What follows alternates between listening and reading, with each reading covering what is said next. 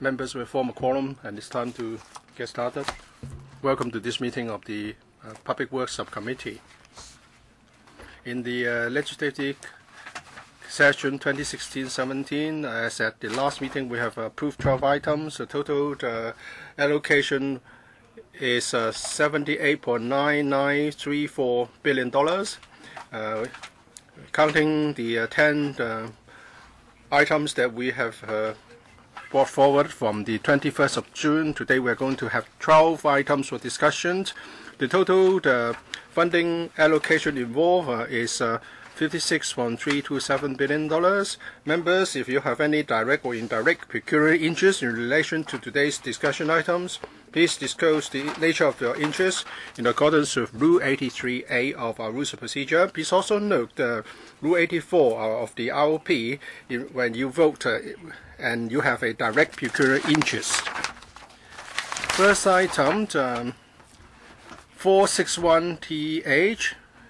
Members are invited to recommend to the Finance Committee the upgrading of 461TH to Category A and an estimated cost of $4.23639 billion in money of the day prices. We started the discussion on the 21st of June. We'll continue today. It's PWSC 2017-18-11. We have a team from the government, and I will introduce the officials one by one. Professor Lau Kai Hon from the Hong Kong UST is also attending for this item. Ms. Tanya Chen, second round, 3 minutes. Good morning. Since we have Professor here, I know that you are going to itemize different things, but for the new compromise proposal, I believe the professor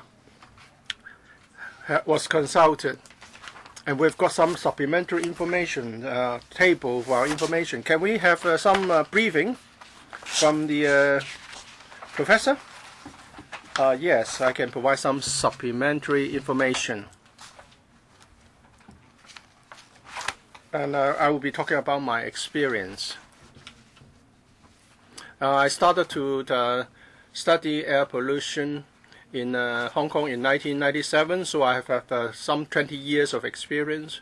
I've been really involved in the analysis of real-time data and using a modeling approach to assess the implications, the impact of air pollution.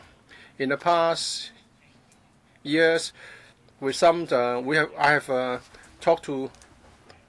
have cooperated with many NGOs such as Civic Exchange. So I do think I understand air pollution in Hong Kong. There was a working group formed by the government the year before last to look at the air modeling approach for EIA, and I was a member of that group.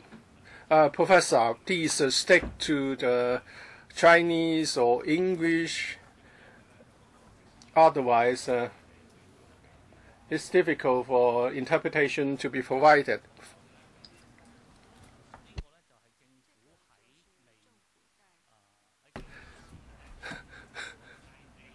I would like to say that for this item, an EIA has been done.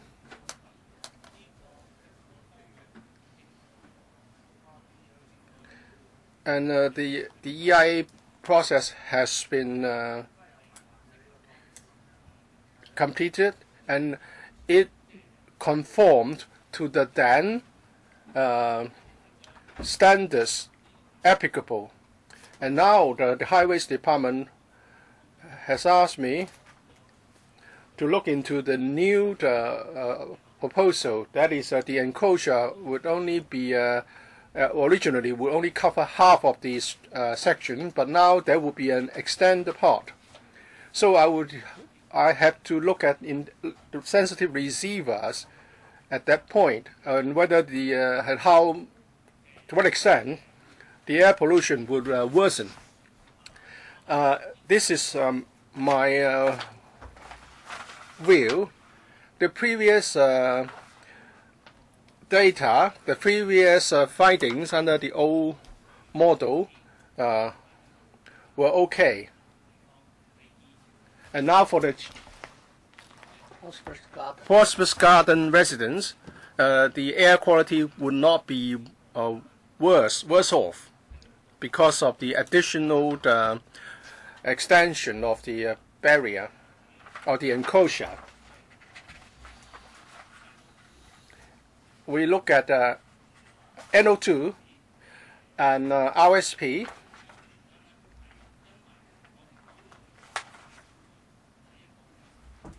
Because to the sensitive receivers, the concentration of pollutants is affected by the following actors. First of all, the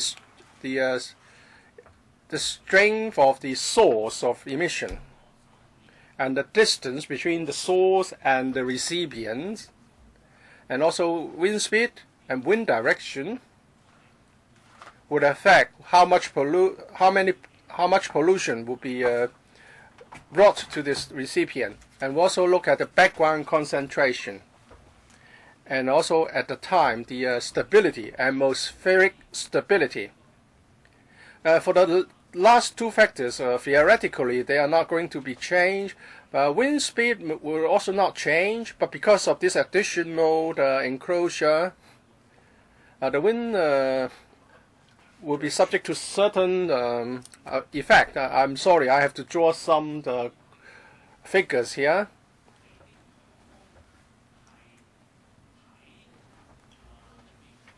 So air blows from one side to another,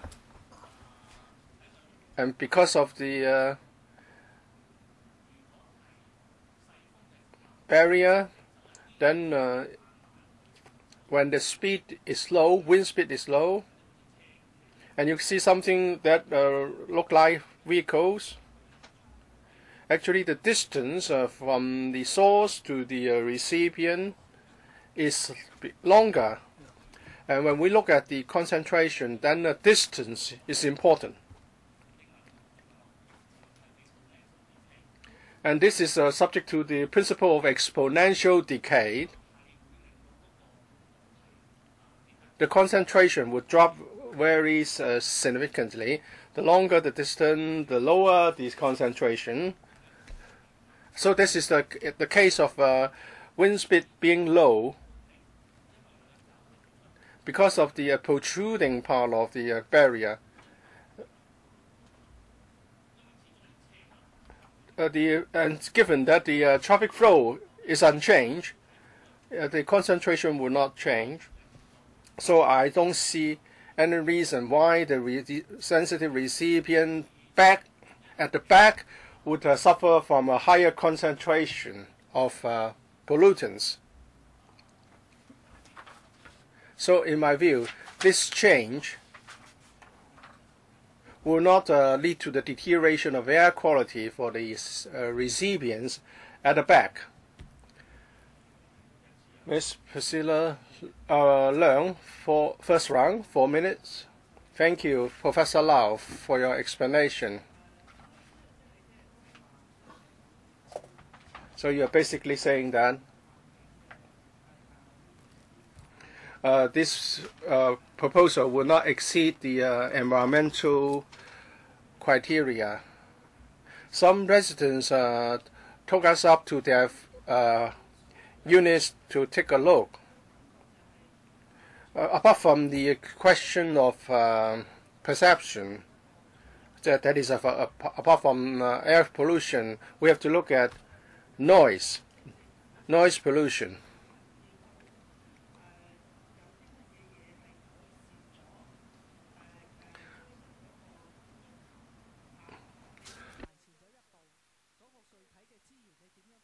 So what kind of improvements will be brought by this proposal, and what can be done, what cannot be done? We are not technical people. because for the section that you think that that it cannot be done, the residents think otherwise. So let's look at actual problems to look for solutions. We support the essential Kowloon route for the local transport sake, for territory-wide transport sakes. So I hope we can follow up the matters of concern together, and because of the scrapping of the car park, there will be problems for motorists because I drive there very often and I don't know where to park my car. Of course, if you have a chauffeur, that's okay, but not everyone has a chauffeur, and they may have little choice about public transport, because the public car park in Tsim Sha Tsui would also be scrapped by then. Secretary, a deputy secretary. Oh, the speaker's it's off mic. Please switch on Mr. Yau's microphone. I'll ask the Transport Department to respond to Dr. Leung's question. Please speak closer to the mic. The question about Yau Ma Tei car park is of course a matter of concern to my department. When we discussed the central Kowloon route, at that time, the utilization of Yau Ma Tei car park was on the low side, so there was no reprovisioning plan. But in recent years, we have seen rather tight situations arising from that. And so we have long-term plans and medium-term plans. For the Yau Ma Tei car park site, after the CKR is completed, it will be redeveloped.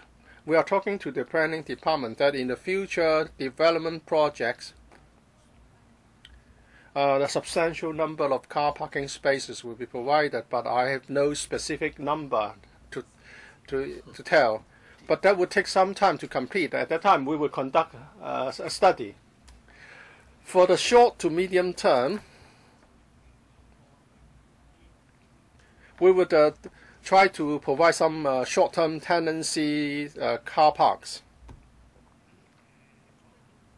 at Jordan Road and Lin Cheung Road. We have identified a site.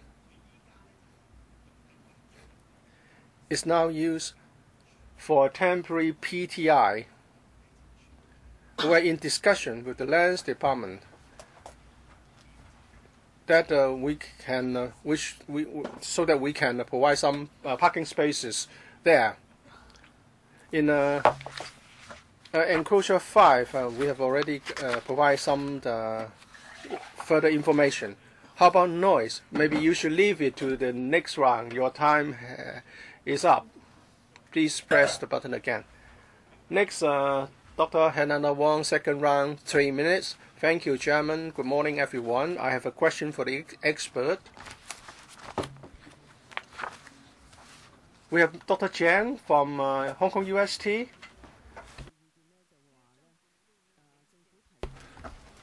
And he said that the proposal from the government will not lead to the deterioration of prosperous air pollution of prosperous garden.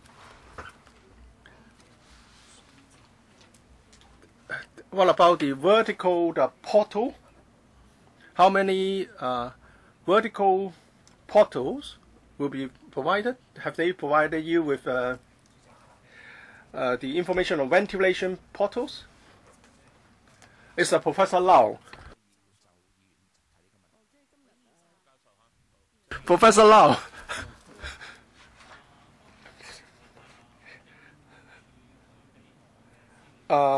Highways Department gave me the entire EIA for the previous proposal, and also I am given plans about the old and new proposals, and I do know where the vertical, the so-called vertical ventilation portals will be provided.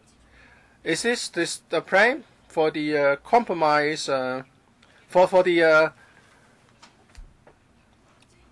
compromise proposal? Because you have been quoted by the government Dr. Lau, that this will not affect air quality.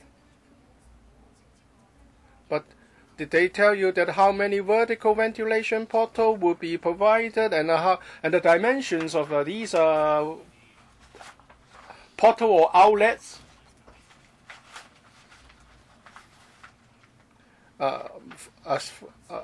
To my understanding, is the purple part, the turning point.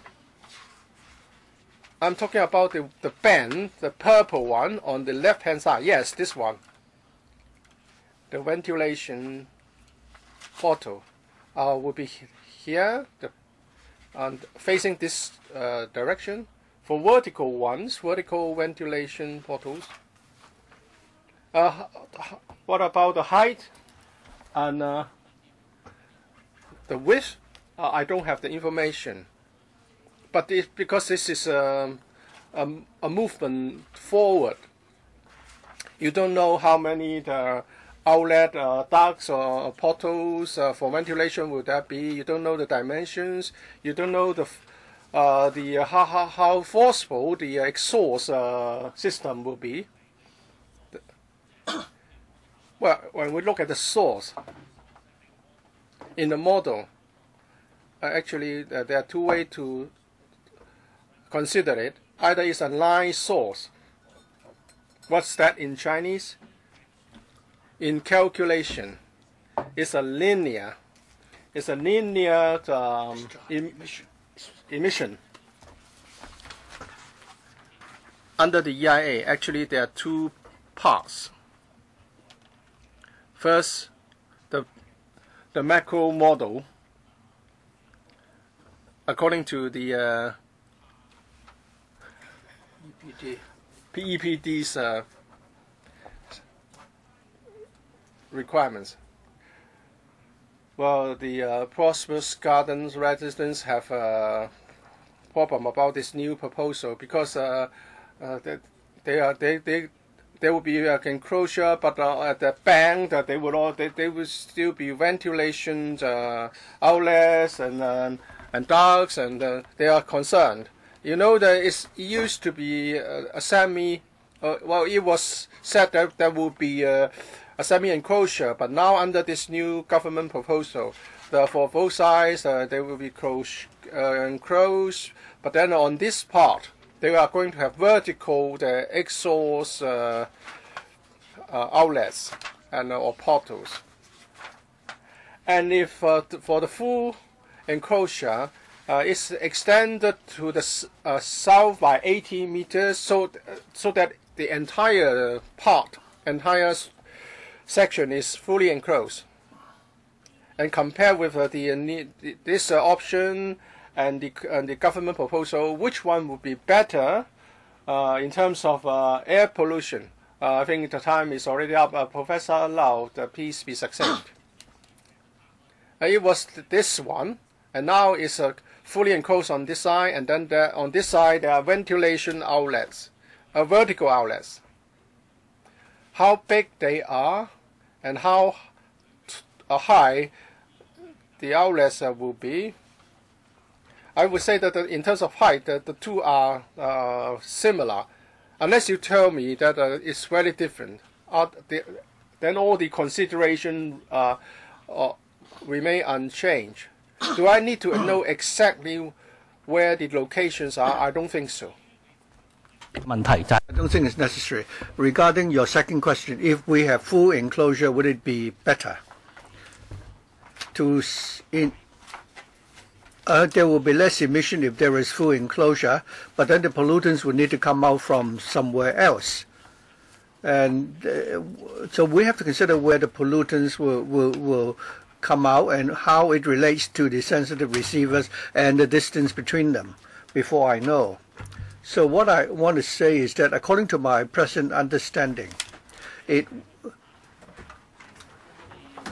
that is, for the sensitive receivers at the prosperous gardens, the situation will not be worse off. Mr. Leung Kwok Hong, second round, 3 minutes. Chairman, why is it that we don't have a Chinese version? I'm the least educated among those present here. Professor Lau, are you conversant with the Chinese language? Professor Lau. Perhaps Professor Lau. Why don't you let Professor Lau answer the question? Please don't interrupt, Mr. Chairman.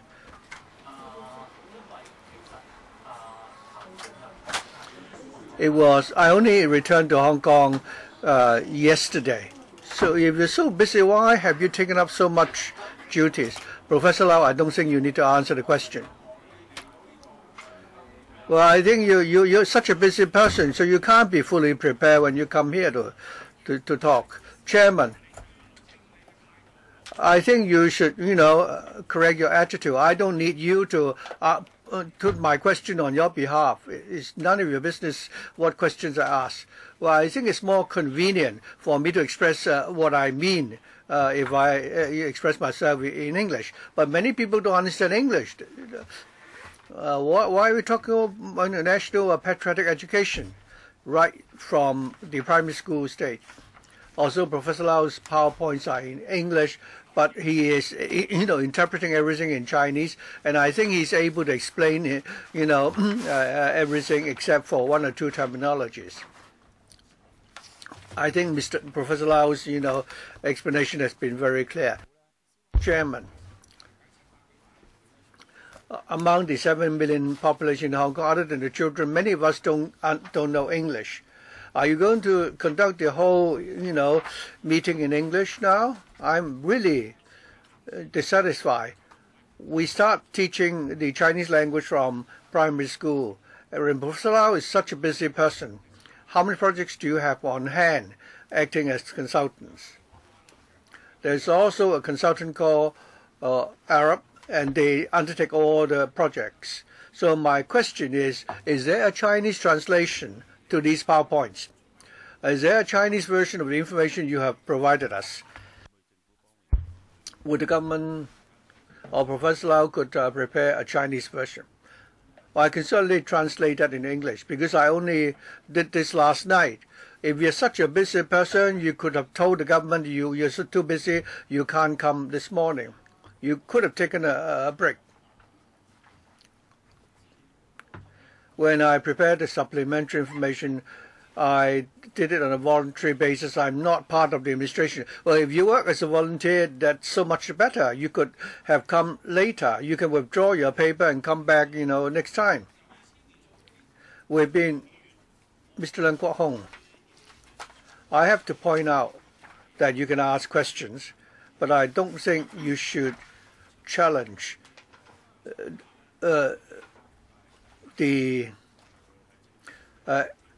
either government representatives or professors from universities to have come here to answer our questions. Why can't I do that? I think you shouldn't, say that our guest is too busy, and so I'm pointing out that what you're saying is not proper. I'm not doubting his motive. I'm saying that objectively speaking, it's difficult for him to answer our questions. Mr. Lau Kok Fun. Second round, 3 minutes. Chairman, to quote Mr. Leung Kwok Hong, I'd like to also correct his attitude. I think putting his questions like that is not proper. Mr. Leung, if you continue to shout in this chamber, I'll have to ask you to leave. Mr. Lau Kok Fun, please continue. Mr. Leung Kwok Hong, I'm giving you a second warning. If you continue to shout in this chamber, I'll have to ask you to leave the chamber.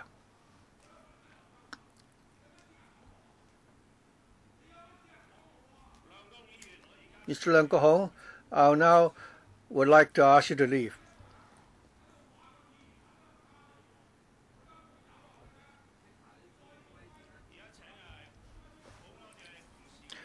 Will our security staff please escort Mr. Leung out of the chamber? We'll suspend the meeting for 10 minutes.